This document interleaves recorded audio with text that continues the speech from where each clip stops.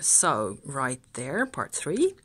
There were moments where I kind of very gingerly tried to get a bit more personal.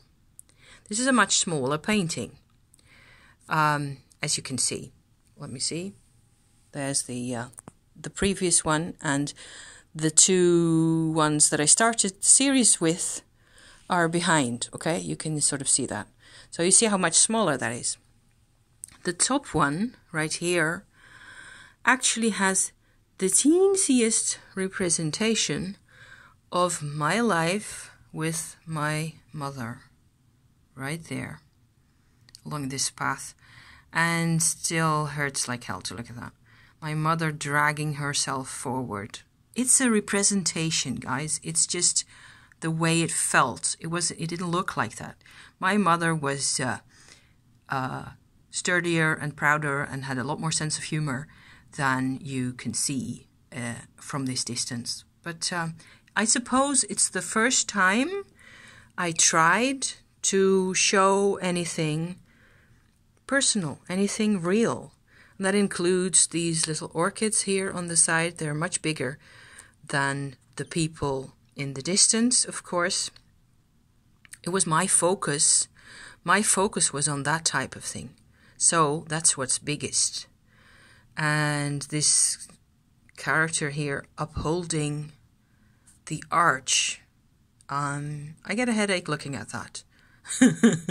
I mean, it was just, I was immobile. You have to not move a muscle if you're supposed to keep the archway up, right? So, and there was this here, a bread, supposed to be a bread, a glass empty, and a bag full of coin, probably. So, this is this was a tiny, a bit timid attempt compared to all the other stuff that I've just shown you.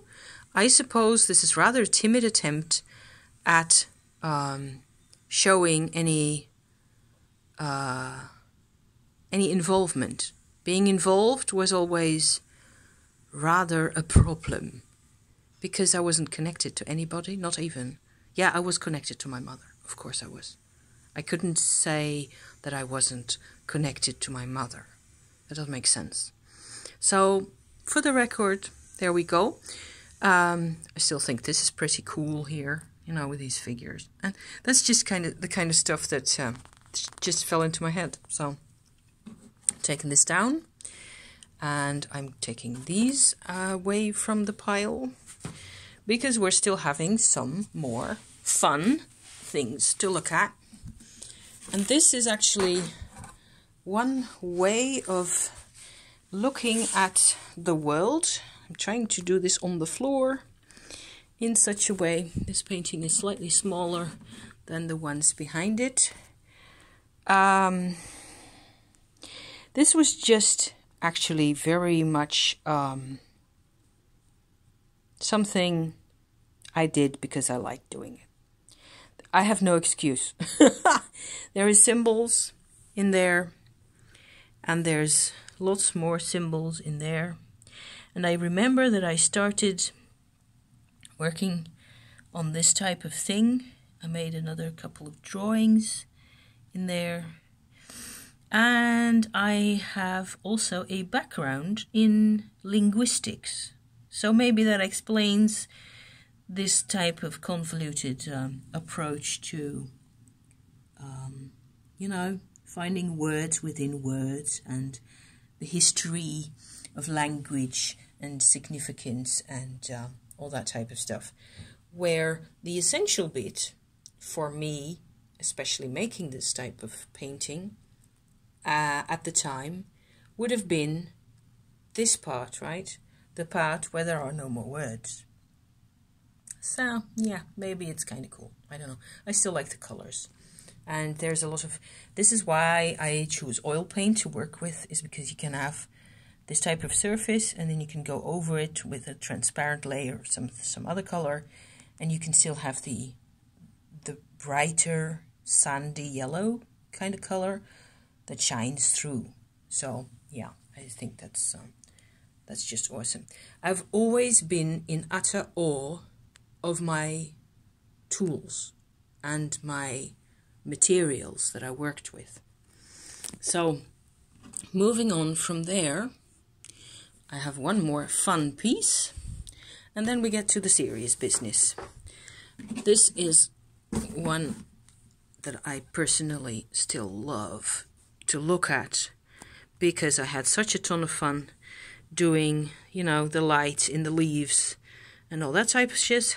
This is an impression of life in the south of France, and I get worried when I look at it, even though I still like the banners, and here's the fig tree, and the banner says figuier, which is French for fig tree, and there's a cypress tree behind it, and I suppose it was an exercise in drawing trees and stuff, and the right colors, so as to get a sense of light. You have to forget about that one, because that belongs to the other painting, right? It's also when I started drawing these archways like that, all over the place, not having any clue as to why I did that. And I just thought it was fun having a day out or a picnic with my totem animals, having sushi in the wilderness. There you go.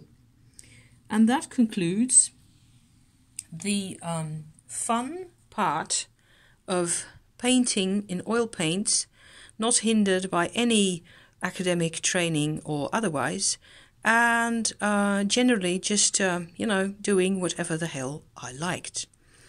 However, from here on out, it gets a bit more confusing to me. So we'll see how we manage to show you that, guys. Thank you for being here, and I'll be back